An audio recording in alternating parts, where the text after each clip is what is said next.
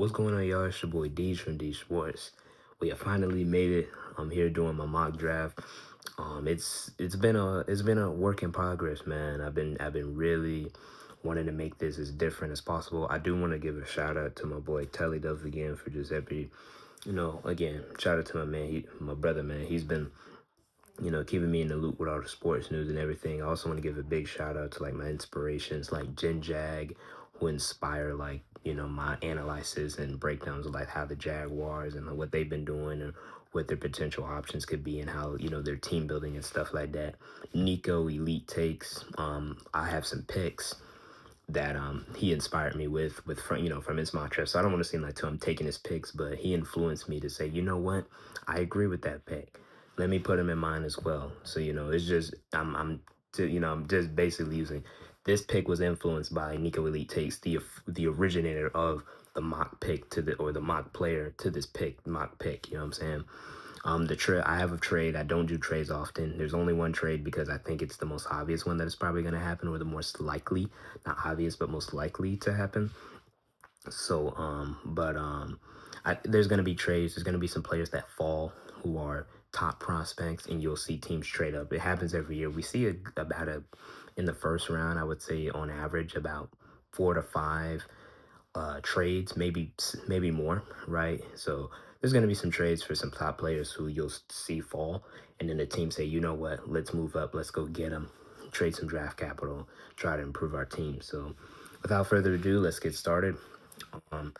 So with the number one pick, I have the Giants trading up from number 3 overall, and they will get the number one pick. Couple day 2 picks will go there. One in 2024, another in 25. So like a second round pick this year, a third round pick next year. This was inspired by Nico Elite Takes. So with that, obviously, the Giants, they go get Cam Ward, quarterback from Miami, coming up again, a Heisman-like season last year, really good. Completed 67% of his passes, threw for over 3,900 yards, had 39 touchdowns, 7 interceptions, and also too, as that dual threat ability, has a really big arm, really good athleticism, able to escape the pocket. He's pretty much overall like a true package, like when it comes to the quarterback position here, and he's number one on a lot of boards. And rightfully so, right? He's coming off a great season, turned that Miami program around too. So you can kind of see he can kind of change the culture. Everywhere he's been, he has had a really good impact. He is the NCAA leader in passing touchdowns. Granted, I don't like how it was achieved. As y'all know, he played the last game of the season, but he only played the first half, broke the record, and then sat out the rest of the game. And then Miami ended up losing that game. So I don't like that. I think he could have done better and just finished the game. And I mean, hey, if you're gonna play the game, at least finish the game. Like, put the record aside, finish the game with your boys. Don't just go play for a record and then So I think it's a bit selfish, but no bother. It's not gonna bother his draft stock. I just wanted to throw that thing out there. But yeah, and I think too the fit, right? Brian Dable, seeing what he was able to do with Josh Allen and those physical traits with the arm talent. I think coming out of college, I think Cam Ward is a better prospect than what Josh Allen is. Not saying that Cam Ward is going to be or is a better player than Josh Allen. Josh Allen was a bit of a project, right, coming out of college, because the physical talent and traits were there, but he needed development.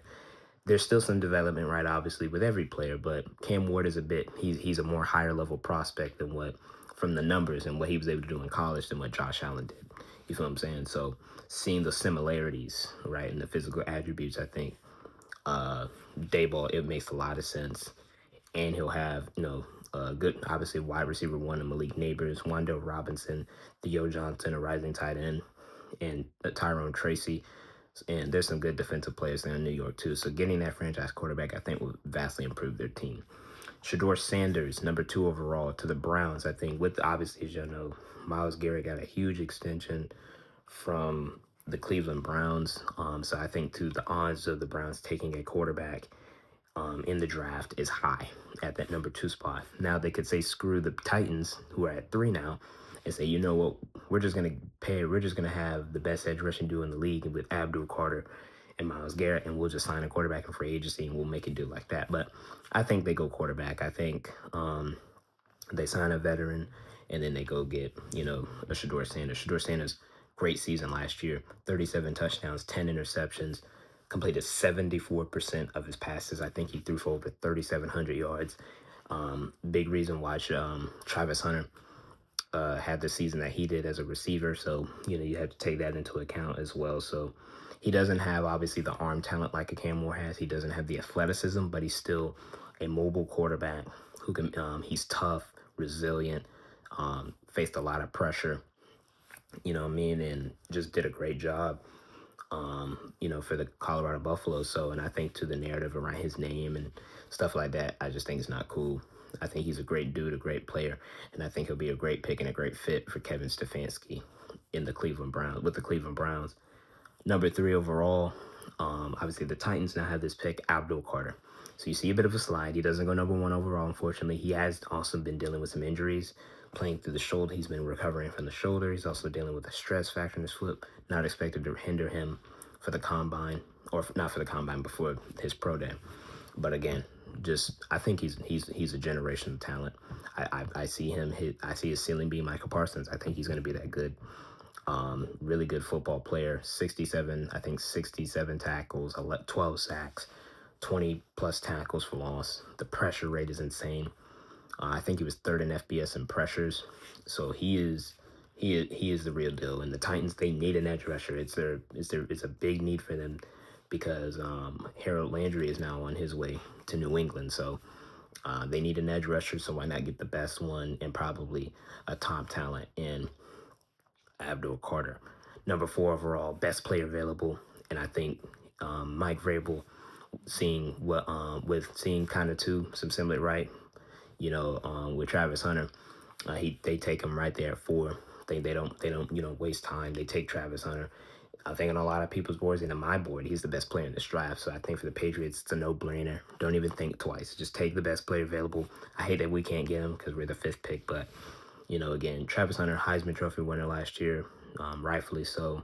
Great season, over 1,100 yards, 16 total touchdowns, and then on defense, 11 pass breakups, a forced fumble, 4 interceptions. Just terrific, man. I think he actually, in my opinion, I think he projects better as a wide receiver, just for the simple fact of just his hands, his athleticism, the run after catch ability. I think he can be a Pro Bowl, Pro corner, and I think he can be a really good Pro Bowl wide receiver, All Pro wide receiver potentially. And I think too, some people kind of question his size. He's 6'1", 190 plus pounds. I think he'll be just fine at the weight that he's playing at. Plus, he's got really good arm length. I mean, he's got all the physical attributes you want. And just the talent is undeniable. I think he's a generational prospect, in my opinion, as well. Could be debatable, but I mean, seeing what he was able to do last year, to me, was very special. Just for a player to play that many snaps, stay healthy, only had 1 injury that cost him a half, but then to come back, finish the season, and play great. I think speaks to how great of the determination and the motivation he has to. And he wants to play both sides. So if given the opportunity, he's going to go out there and do it. Now, again, the physicality level is different. Yeah, take that into account. But I think he's going to be, I think he'd be a great player. Give Drake May potentially a great weapon on the outside, or you form a really good young duo with Christian Gonzalez, who's a really good corner in the NFL, young corner for them. So nothing but respect there, and I think it would be a great pick. I got my Jaguars taking best player available as well, and that's Mason Graham. Mason Graham, defensive tackle out of Michigan, 46 tackles, 7.5 tackles for loss, 3.5 sacks. This is a game, I think this potentially is a game-changing player as well. Simple fact of, I would go watch the Ohio State game, low-scoring, turnover-prone, defensive game. It was all about the defense that game. Ohio State's defense was legit, locked down, and Michigan's defense was even better. And the main they don't win that game without Mason Graham. Mason Graham completely took that game over and just made game-changing play in the run as a pass rusher. He is so good. He's not that big. He's only like 6'3", 296 pounds. But his get off, his motor, his strength, his hands, his pass rushing moves, his quickness, and kind of like that swamp move that he has, man, it is just I see this dude fitting in that category with the Dexter Lawrences, with the potential, right? Dexter Lawrences, the Leonard Williams, the Cam Haywards of the world, the Chris Joneses, right? I think I could see him within the next 2 years plus. And plus, Jacksonville, we need to get bigger up front. We need to get more improved. We need bigger, stronger players up front. Eric Armstead, I think, with better coaching, will improve next year. I like Devon Hamilton, but I think he's more. You can rotate him. He's more of your rotational player. Come off, you know, and you can substitute him. And I think we're playing a 3-4 defense. So you can switch a 3-4 defense, play a 3-4. You have Eric Armstead, Mason Graham, and then you have Devon Hamilton as your nose, and then you move back, and then you can play Trayvon Walker and what's his name, Josh Hines Allen on the edge. So I think this makes a lot of sense, and I think you'll see growth as well from JHA, and it'll make their games a lot better and easier for them having a guy like that who can do so much from the inside, from the interior. So that's my pick there for my Jags. Ashton Genty goes sixth overall. This is also, I can't remember where I had Ashton Genty going in my first mock draft, but he's rising here too. I think I had him going to the Bears at 10, so he's up. And I think this pick just makes a lot of sense. Pete Carroll wants to run the football. Um, and you've seen that throughout his years at USC, Seattle, Marshawn Lynch, and all the running backs they've had. See, Pete Carroll wants to run the football, and they just got Geno Smith. So getting Geno Smith, the run game, and a talent like Ashton Genty, I think there's growth for even Ashton Genty. He was obviously the best running back in the country last year, but I think he has three down back. He's a three down back in the NFL, and I think too he can do a lot too in the passing game. I just think obviously for what he was asked to do at Boise State, it was only just like the screen game, or maybe you get him a dump off here and there. But I think he can be um, both a rusher and an effective receiver as well. So I think I look at it from that point there, and I think he'll be, again, just that'll be a great fit, and for what Pete Carroll and the philosophy fits right in.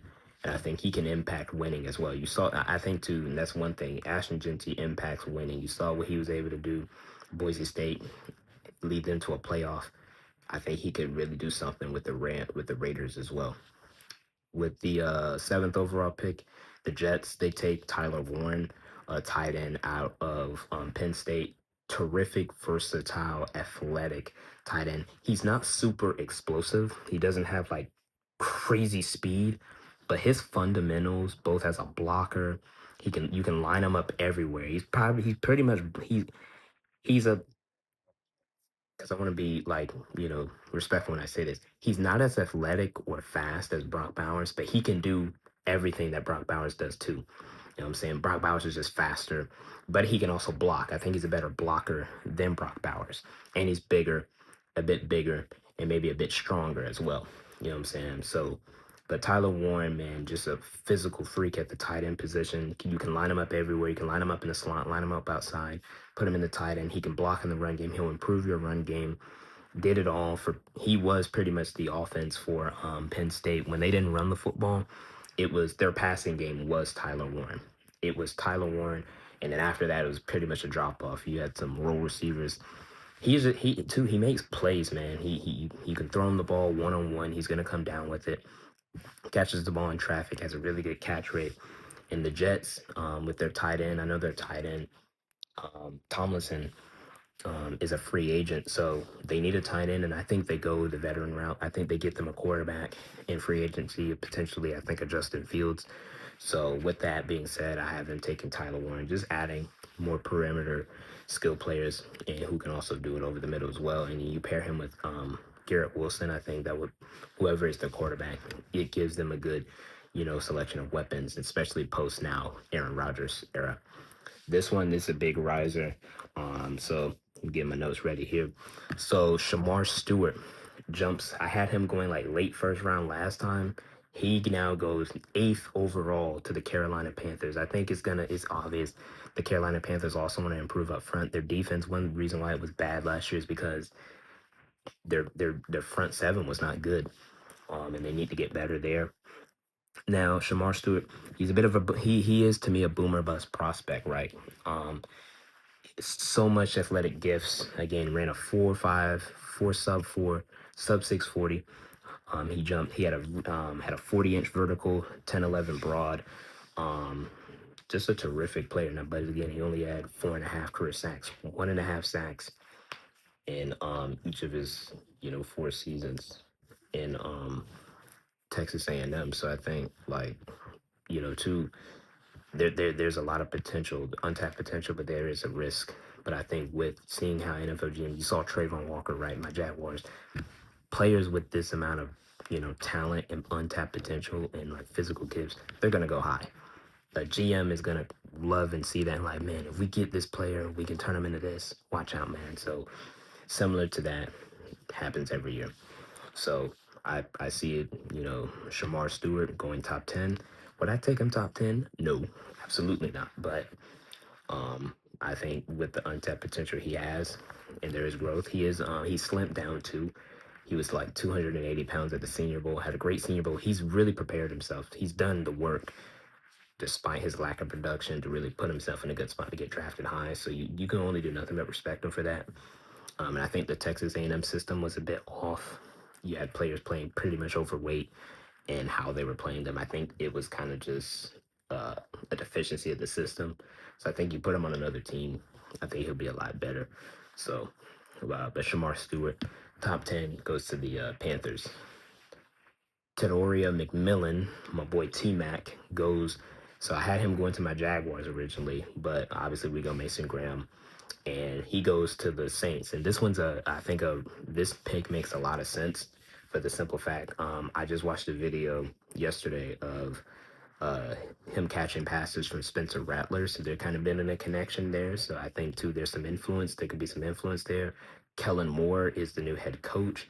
One thing he had in Philadelphia, right? AJ Brown. You had Chris Olave, not Chris Olave. He'll have that now, but Devontae Smith. So now you pair T Mac with Olave, who's also dealt with some injuries, but really good player when healthy.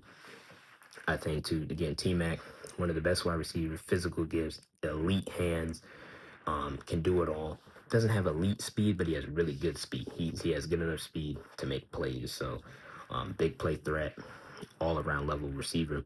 And I think the Saints they need a true, like, I think number one and dependable receiver who can stay on the field, because with Chris Olave's injuries, this is a big riser. Did not have him originally going in my first round mock, but this is a big reason why I hear Omarion Hampton, running back from North Carolina, goes top 10. Two running backs in the top 10, goes to North Carolina.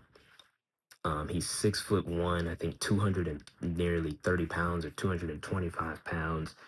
Dude had an outstanding season, rushed for over 1,600 yards, 16 touchdowns. Also had over 380 receiving yards and 2 touchdowns. So he's a three-down back, and he had a terrific pro day. I think he ran a 4.47 40, and also did really good in the other drills as well. He has propelled himself to be a first round pick. I think he's solidifying himself. And I think the Bears, they're going to address edge rusher and free agency, and then getting Ben Johnson, that number one back, right? So now you have DeAndre Swift, who could be your third down back. Now you've got Omari and Hampton, who can be your RB1. I think it makes a lot of sense for you to do that. And I just think too, man, he'll be a great fit with Ben Johnson, seeing his ability to run, but also catch the football out of the backfield and stay on the field all 3 downs. I think it makes a ton of sense, and it'll be a great fit. So I also have a riser here, for the San Francisco 49ers. They take a corner, and I originally had them taking, I think, Will Johnson, but I see Jahdae Barron, man, going. I have him going here. Jahdae Barron, the corner from Texas. Jim Thorpe Award winner, 5 interceptions last year, 11 pass breakups, 5'11", ran a 4.39 40, 10 foot broad jump. Coming off a great season, I think we see a slide for Will Johnson for the simple fact, not because of the prospect that he is. I think he is the number like two or number one corner, top two cornerback prospect. I think he's a better prospect than Jade Barron. But I think the simple fact is Will Johnson has dealt with nagging injuries. He's coming off a foot injury. He didn't participate in the combine, and now he's got a hamstring injury that's going to keep him out of his pro day. So I think that's a red flag, a medical red flag that's going to alarm some teams. And I could see that too being the case here where he falls a bit because the player and the prospect is undeniable to me. But I think Jade Barron, seeing, the season he had last year. This is a former safety too, turned corner, and in his first season playing corner. So there is limited experience, but I think with Robert Saleh, seeing what he likes to do, play the cover four, cover six, man coverage, and also to having Nick Bosa as an edge rusher as well. I think it'll definitely take the pressure off him. And also they drafted a really good corner in Ronaldo Green from Florida State last year. So I think pairing those two together, I think, and also you have Diamante Lenore, another young corner who they just paid last year. That solidifies that cornerback group. And Jade Barron, I think too, he projects as a nickel, or you can play him at safety. Having that versatility, I think, will give him. Sorry about that. Will give him, definitely some steam, and he'll be the number one defensive player, back, or like true DB off the board. Michael Williams, my boy from Georgia, goes 12th overall to the Dallas Cowboys. So obviously, too, you got Micah Parsons awaiting an extension. I think, too, they Dexter Lawrence is a free agent. There is interest. Michael Williams did meet with the Cowboys, so there is some interest. And I think Michael Williams played, pretty much on a bad ankle the whole year, and still, you saw the Texas game. Versus Texas, this dude was absolutely. You saw the talent and you saw the potential. This is another kind of boomer bust guy. There still needs to be some coaching done to get him right. But I think that's with every Georgia player, pretty much, especially defensive linemen. If you watch Georgia, we rotate our guys. We recruit high defensive linemen. They're not going to put up great numbers, but they're going to show you enough where they're like, okay, if we coach him up and we play him at his true position full time, you'll get the best out of playing. You're seeing that too with development, like with Trayvon Walker, seeing what he's been able to do. I think there's a pro comp of his as well. So 21 tackles, 9 tackles for loss, 5 sacks, 14 sacks and a half sacks in his career, 21 tackles for loss. So he's been productive, not elite production, but I think pairing him with Micah Parsons, improving that defensive front, you also need.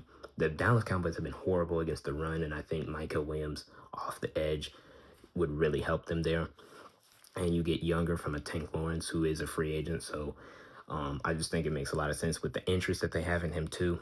I think it's a potential chance they take him high, and with his upside.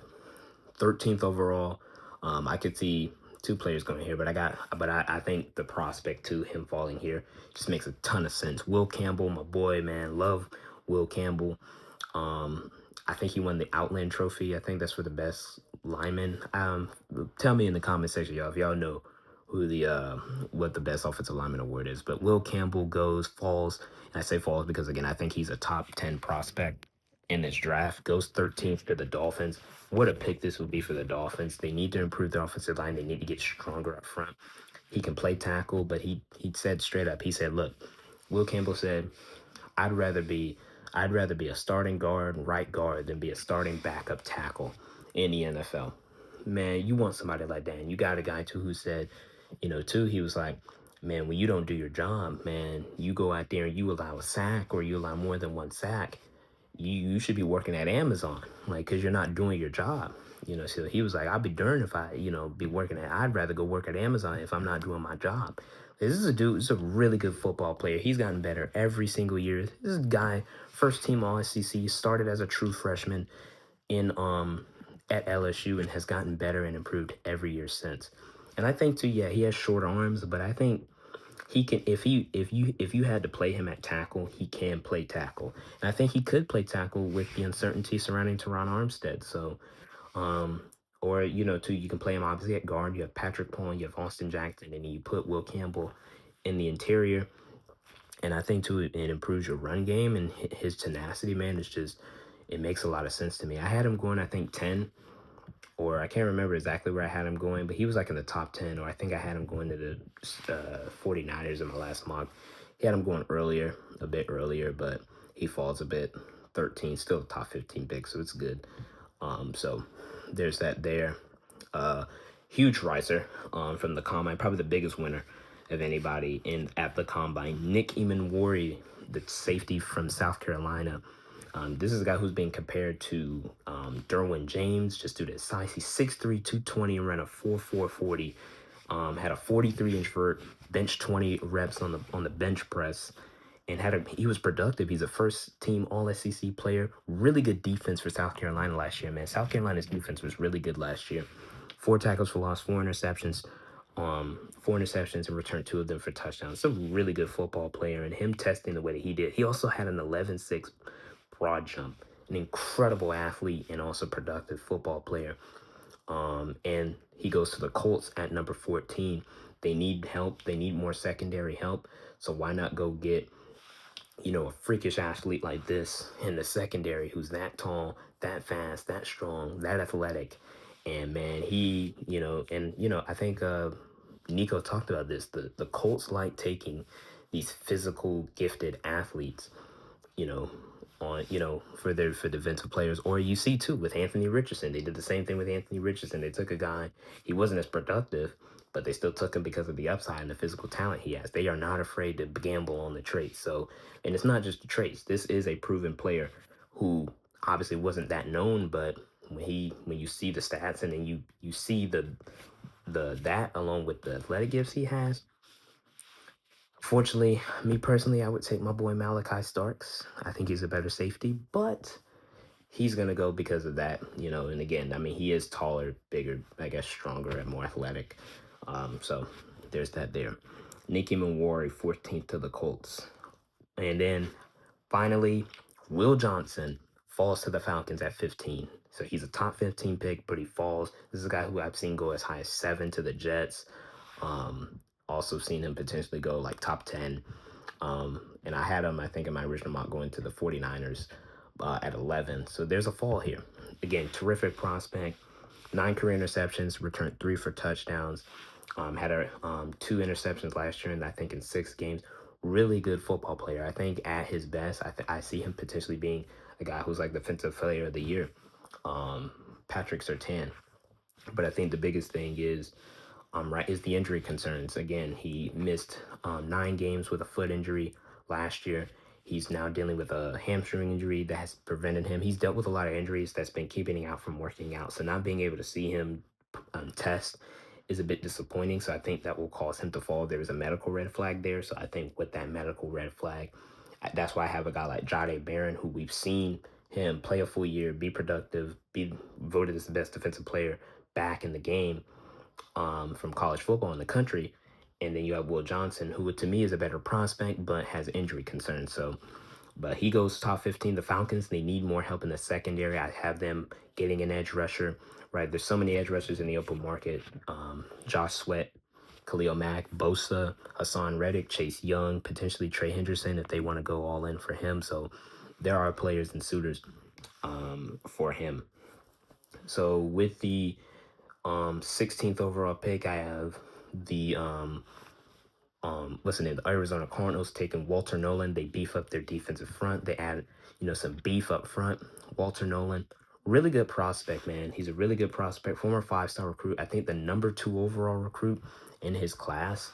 I think there's a lot of upside here, man. Transferred to Ole Miss, had a good year last year. There is times where he can get a bit, I think I compare him to a Byron Murphy from Texas. I think he can. There's some improvement that can be done. I was watching Theo Ash, a TikTok, analyst who analyzes the game of football and I think basketball as well. He, one thing he talked about, his pad level. There needs to be some coaching on kind of like where his hand placement. There needs to be some more development a bit with how he engages blocks and stuff like that. But 48 tackles, 6.5 sacks. I think he had 10 plus tackles for loss. A really big disruptive player. There's some plays where this dude is an absolute beast and can, I think, take over a game, but you just don't see that consistently. But I think the upside and the talent is there, and he'll go high in the draft. Couldn't work out, I think, due to a knee injury, but I think he'll go top 20 as I have him here going to the Cardinals. And the Cardinals, they need to improve the trenches up front on both sides of the ball. I have them doing that on defense because of Jonathan Gannon, and I think he'll do well with him. Uh, get something to drink, man. Ooh, I'm just talking. You know, you know what I'm saying. But all right, the Cincinnati Bengals, they have a lot of needs everywhere, but I have them pursuing Derek Harmon, defensive tackle, riser in this draft as well from Oregon. 6'3", 300 plus pound defensive tackle, played very well, had over 40 tackles, I think 5+ tackles for loss, 3.5+ sacks. Really productive for Oregon last year. And I think to the Bengals, they just need to get bigger up front. They need to improve. They need to add everyone in their defense because Trey Hendrickson's now probably going to be traded. They need edge rusher help. They need defensive tackle help. They need secondary help. They need linebacker help. They need help everywhere on the defense side of the ball. But I have them going inside in the trenches, starts up front. They need to get something like that. And I think Derek Harmon, upside as a pass rusher, really good run defender, really good productive, tested very well at the combine, well as a combine riser. So have him being a riser here for me and going, this is also a pick influenced by Nico Elite Takes, so I have him going 17th to the Bengals. To me, I think Matthew Golden will likely be the first wide receiver off the board, but I have something different here. So I think the Seahawks, right, with them now trading DK Metcalf, releasing Tyler Lockett, they have JSN, they have Jake Bobo. Why not go get I think Matthew Golden. I'm gonna go Matthew Golden here to the I think I'm gonna go Matthew Golden, wide receiver from Texas. I was actually gonna put Jackson Smith and Jigba here for the simple fact of that Ohio State connection, but I think Matthew Golden will be the first wide receiver off the board. Matthew Golden, 5'11". He's 5'11", 180 plus pounds. Had a good season for Texas. Played especially well in the college football playoff. Really took his game to another level. 58 catches, 987 yards, 9 touchdowns. Had a sub 4.3 40, 4.29 40-yard dash. Dude ran out the gym and was absolutely terrific. And again, elite route running, elite hands, made game changing plays. Go watch the Arizona State game. He was a big reason why they won that game. So, potential game changer. And I think getting, wide receiver, you've got Jake Bobo, a big, tall wide receiver who you can see step up. You got JSN as your number one. You add Matthew Golden, a speed, reliable hands, deep threat. I think would play very well. And plus, maybe you can compare him to a Tyler Lockett and has special team return ability. So Matthew Golden, I predict that the Seahawks will get a quarterback in free agency, whether that be an Aaron Rodgers, a Justin Fields, or a Sam Darnold. So they get them a wide receiver who could take the top of a defense and make game-changing plays. Donovan Izaraku. I have him as a riser going 19th to the Tampa Bay Buccaneers. They desperately need edge rusher help. They have Yaya Darby, a good, strong edge rusher, but Joe Tryon, Anthony Nelson are both free agents. They need help there. Donovan Onwuzurike, very productive player at Boston College, tested very well at the combine, has 34-inch arms. I think would do very well for the Tampa Bay Buccaneers. I think would be a good fit in Tom Bull's defense. Very productive player with those elite gifts, athletic gifts, and physical gifts. I think would do very well for Todd Bowles and his defense, and they need to, improve in the secondary as well. But I have them beefing the front seven and getting an edge rusher. I think is their number one need. They also need a wide receiver with Chris Godwin being a free agent, but I think they'll address that later. 20th overall, I have the Denver Broncos taking Colston Loveland, tight end from the Michigan Wolverines. Really solid tight end prospect. And I think too has versatility. He's a really good receiver threat. I think has upside as a blocker. Played very well. Key contributor, right, for Michigan on that championship team. And also too just reliable hands, reliable target. I'm gonna do some research real quick just to give y'all some stats of Colston Loveland real quick. Should have wrote it down in my notes, so please forgive me for that. Give me 1 second. Let's see here.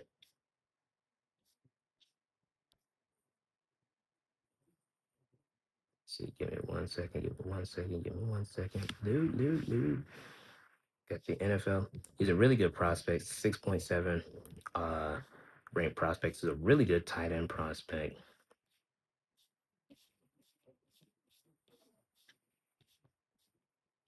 All right, so he led, obviously, this is according to NFL in his draft comp. Second team All Big Ten, led the team with single season tight end score record, 56 catches, 582 yards, 5 touchdowns, and was a finalist for the John Mackey Award. Played in 10 games, 7 starts, missed some time with a shoulder injury. But also in the championship year, when they won the championship, he was first team All Big Ten, had 45 catches, 649 yards, and 4 touchdowns. So really productive player, um, really productive tight end. And I think getting Bo Nix, a tight end like this, I think would really do him well and just take some pressure off of him, but also to just giving him a reliable receiving from the tight end position. Because I think with Bo Nix's skill set and seeing what Sean Payton had right in his time with the Saints, having good tight ends like a Jimmy Graham and Benjamin Watson, I think would really, and also he had a Jared Cook, so seeing tight ends really fit well, and I think this will be a great fit for Colston Loveland. I have another running back in the first round, Quinshon Judkins, a riser. After his combine performance, goes in the top 25, goes to the Steelers. We've been not getting DK Metcalf. Again 6 foot. He's 220 pounds, but ran a 4.48 40. Let me see right here, and also had a 38.5 inch vert and an 11 broad jump. He had over 1,000 yards rushing, 14 rushing touchdowns, 2 receiving touchdowns. It's a do-it-all back. We could see his other, but I think we could see his other guy like Trevion Henderson potentially go maybe here. They depending on what they like, but I think Jenkins with that size, with the versatility, will go higher. Will go higher just due to the size, the 6 foot, 220 frame running, being able to run. He's being compared to Joe Mixon, and I like that prospect comp. And again, really productive player. First team All SEC when he was at Ole Miss in 2023. That was his best year of his career. He was absolutely outstanding. He transfers to Ohio State, helps them win a national title. Third team All Big Ten. Really good football player. And I think with Najee Harris being a free agent, I think he leaves. You have Jalen Warren, but I think they'll go, they want to have a duo there. And now you have a duo, and you've got a group with Junkins, Warren, Metcalf, Pickens, Fryermuth. That is a lot of weapons. And they've invested in the offensive line. So I think that would be really good for whoever is the quarterback for the Pittsburgh Steelers. Jackson Dart could potentially be an option here, but I'm not going to spend a lot of time on Jackson Dart. I think, I think he could be an option. You could sign Russell Wilson. He can sit, you draft him, take a gamble on him, and he can, learn and develop. But I think you just improve, your skill group around him. And I think you've invested in the offensive line well enough to where, okay, and you can see growth in those players that you've invested in, be the option there. This is a guy who I think should go higher, but I think just due to the NFL's perception on him for some reason, he has bad character concerns as well. James Pierce Jr. falls to the Chargers at 22, and this will be a steal for them. They need an edge rusher really bad. They've lost Khalil Mack, expected leave in free agency. They just cut Joey Bosa. So they need it. They need edge rushing help. So why not go get a James Pierce, very productive player at Tennessee. 2023 was his best year, but last year he was incredible. Last year, 46 tackles, 10 tackles for loss, 7.5 sacks. Very productive player. He's a first team All SEC player too. 2023 he had 10.5 sacks. He tested out the gym too. Had a great combine. Ran a 4.47 40 in a hoodie after he left his shirt, but still went out there, tested, did all the drills. To me, he's a really good prospect, really good productive player. Lewis Reddick, a really highly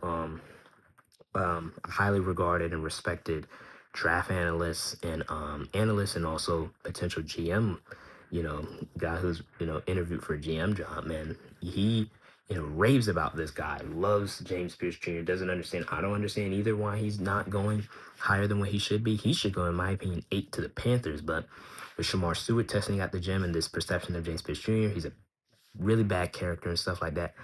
He'll go later. So, but is all cool with the Chargers. They need an edge rusher, and they, to me, potentially get the best one in James Pierce Jr.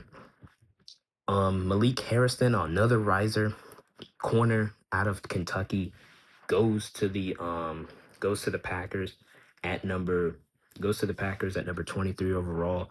Had a really good combine, ran a 4.3 40, tested very well. He's 5'11", has pretty long arms, really sticky in man coverage. They need a corner. Jair Alexander is expected to be traded. I know they have Keyshawn Nixon who can play nickel and play outside for them, but they need another corner. So go get a guy with potential to be a really good corner with some more development, and also played a lot of football in his time. 4-year player for Kentucky, and Maxwell Harrison. Armand Membu goes to the Vikings. Now with them not pursuing Sam Darnold, and then obviously now they're gonna go with JJ. They're gonna stick with JJ McCarthy, build around him. I think you beef up the trenches. They could go get an Armand Membu tackle out um, tackle out of the University of Missouri. Ran a 4.91 40. Absolute really good, moves very well, very athletic, really great in the run game, really good pass protector, really played well, played right tackle. I think he'll be a guard in the NFL, and that's what I have him doing for the Vikings, playing that guard spot. Could potentially you play him at tackle until you're comfortable with Christian Darisal's recovery. They could also bring back Cam Robinson. We'll see what they do, but I think you improve the trenches, beef up the front. You go get an Armand Membu to improve your trenches there. And I think he could potentially go higher. Could be the first tackle off the board even too. So we'll see there. But I have Will Campbell just to do that. He'll be the first tackle for the Dolphins. And then to me makes a lot of sense here too. Kevin Banks Jr. No, he's a tackle. I think can play tackle. You can play him at right tackle, or you can play him at guard. Really big offensive lineman, but tested very well to me at the combine, man. First team All SEC tackle. Did struggle versus Georgia in both games. But other than that, really good football player, man. Really good football player for a guy at his size. I think he's like 6'4", 6'5", 330 pounds. For him to move that well, needs to work on the balance a bit, and that's going to be a key thing, working on that. But I think improving on that. And also he stays in Texas, helps protect C.J. Stroud. Makes a lot of sense. Jihad Campbell goes to the Rams. This will be a steal and a really great pick for the Rams. They need a linebacker really bad. That was a big reason why the Eagles were able to run all over them, is because they didn't have a good linebacking group. Their linebacking group was not good last year, so they need to get a linebacker. Campbell also has edge rushing potential as well, can play on the edge, but I think he projects better as an off-the-ball linebacker. Can do it all, can rush the passer, can blitz, can tackle, can cover, can do it all. He's a physical athlete. Would play very well for the Rams and do good there. With the 27th overall pick, Emeka Ibuka goes to the Ravens at number 27 overall. You pair him with Lamar Jackson, I think he would be a terrific fit with the Baltimore Ravens. They want to run the football, and why not add a wide receiver who does it all, catches the football, is a winning player, he's a champion, he's experienced, and then he blocks. I mean, I think this would be a perfect fit. And he's 6'1", 202 pounds, 81 catches, over 1,000 yards, 10 touchdowns. Very productive player, man. Really good player. I love Emeka Ibuka. This is a guy, too. He didn't care that Jeremiah Smith obviously did what he did. Jeremiah Smith's going to be a top 2 pick in probably the NFL draft soon. But seeing what he was able to do, right, Emeka Ibuka, high recruit, and he lived up to expectation, man. He was great for Ohio State, and I think this would be a steal for the Baltimore Ravens at number 27. Mike Green, edge rusher from Marshall, goes to the Lions at number 28 overall. Former wide receiver for Marshall, but former wide receiver, now turned edge rusher. I think he played in another college before this, but really productive player, over 15 plus sacks. Did play lower competition, obviously playing in lower competition, but they did play Ohio State, and dude was he showed up and played very well. Really productive, very disruptive in that game. So it really just shows you that the production, or not the production, but the competition doesn't matter. Whoever he goes up against, great player. And they just cut Zadarius Smith, the Lions did. Aiden Hutchins coming off that injury. You need some help up front. I know Marcus Davenport, to me, they re-signed him, but with his injury concerns, I think you still go beef up the up front on the edge rushing group. You get a Mike Green in the draft here, and I think would play very well. Does have a bit of an off the field issue that's a bit concerning, but I think he addressed it. He was honest about it, and I think he'll go in the first round. Could go higher, so look for him to potentially go higher too. But 20th overall to the Lions. Luther Burden III goes to the Washington Commanders. Falls here. This is a guy who I think I had going as high as 10 or like top 20. Goes 29th overall. This will be a steal for the Commanders. I know they just traded for Debo Samuel. They have Terry McLaurin, but getting Luther Burton, a guy who can play, getting that, I think that true like number 2 wide receiver or your number 3 wide receiver, I think would be very well for Jaden McDaniel. I think too this would be beneficial for Luther Burton. Really great elite 2023 season. Numbers dipped last year. Half of his receiving yards dipped. Still was pretty, still productive player, really great athlete, a 4.40, tested well at the combine. So I really like Luther Burden as a prospect, and he's been compared to Terry McLaurin. So this is a guy too with a lot of upside. And I think obviously getting, some consistent quarterback play like a Jaden Daniels and seeing what the Commanders do, adding De'Ami Brown as a free agent, could leave. But I think you get an even better receiver in Luther Burden. I think is a better receiver than De'Ami Brown. My boy Malachi Starks goes to the Bills. Another pick. This was inspired by Nico Elite Takes. Goes to my boy out of Georgia. The safety goes 30th overall to the Bills. DeMar Hamlin is a free agent this year. Taylor Rapp, I think, is in the last year of his contract, and they need to improve up front. I could see the Bills also going after an edge rusher to pair with Gregory Rousseau in the free agency, but they need to improve the secondary. And I think you add a a playmaker like Malachi Starks. Only had 6 career interceptions. I understand that, but the man too last year played everywhere for Georgia. Played in the box, played back end safety. He played nickel corner as well. He played the star position for Georgia last year, which is basically hybrid nickel player. Played everywhere for Georgia, so he's versatile. He's big. He's strong. He's like 6'1", 220 pounds. Not an elite 40, but still ran a 4.5 40, 4.5 flat. It was a good 40 pound for a guy at his size. Former 5-star recruit out of college, man. I mean, go watch the two of the greatest interceptions to me I've ever seen an athlete have.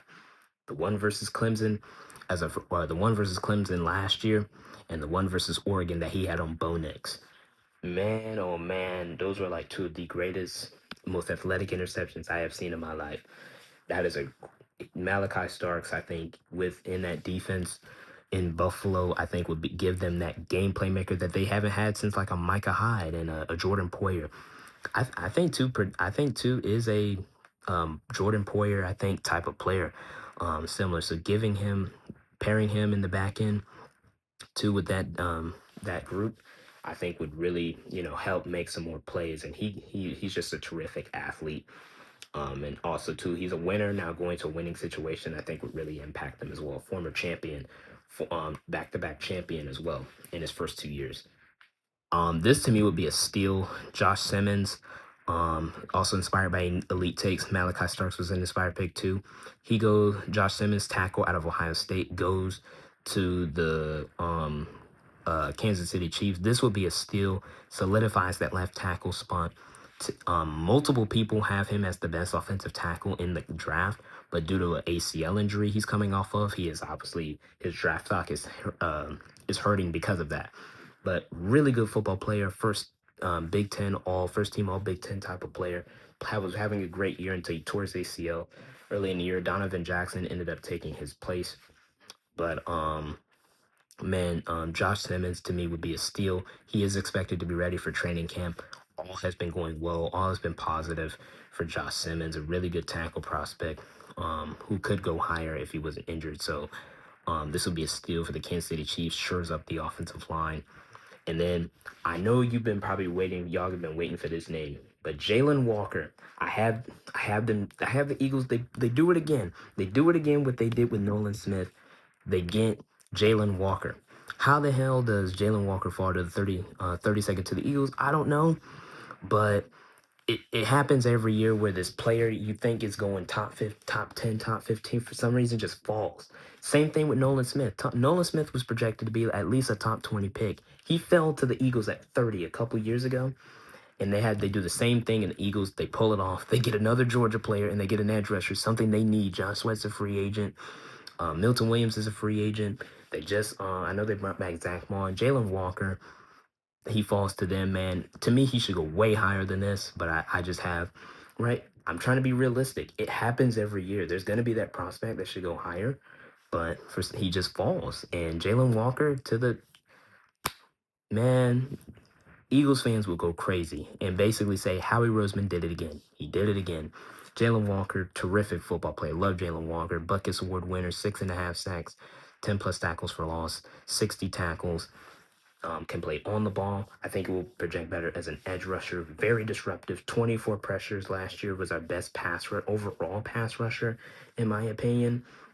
Just a really good football player, man. A leader, and him going to the Eagles, adding to that elite Georgia talent they already have. It's just, man, that would be crazy. But finally, the mock draft is complete. Free agency is underway. It starts in 2 hours. I'm recording this video. It's now 10:39. Sorry the video took so long. If you bared with me, you're allowed to skip if you want to just get the picks and stuff. I don't care what you do because it's this a long video. But another mock draft before the draft comes out. We'll have a final mock draft post free agency. But we finally got the mock draft done, so I'm very happy about that. Thank you guys. Y'all stay blessed. Peace.